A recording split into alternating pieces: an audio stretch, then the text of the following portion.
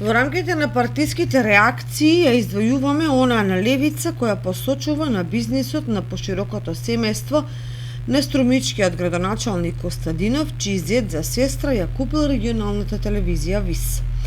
Во соопштението се вели како што левица претходно објави, градоначалникот на Струмица Костадин Костадинов решително чекори постапките на својот претходник и ментор Зоран Заев, градејќи октопот од фирми во сопствеништво на блиски членови на фамилијата во кој криминално се узурпира Струмица и Струмичкиот регион. Како што пренесуваат медиумите, Костадинов преку својот зет за сестра ја има купено најголемата и највлијателната телевизија во Струмица регионот ТВ ВИС. Ова доаѓа откако пред неколку месеци фамилијата на Костадинов започна бизнис со други 5 фирми, 2 за производство на електрична енергија, 2 за градежништво и 1 автошкола.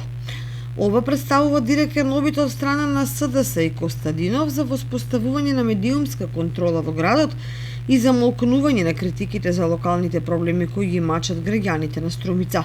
Нарушувањето на професионалноста и објективноста на ТВ ВИС може да има особено негативни последици во однос на медиумското покривање на престојната борба на граѓаните против намерите на криминалната власт на СДС ДУИ за отворење на рудникот од смртта на Иловица, за кој градоначалникот Костадинов воопшто не изрази свој став и не излезе со граѓаните на протестната блокада, давајќи тивка подршка за рудникот преку молка.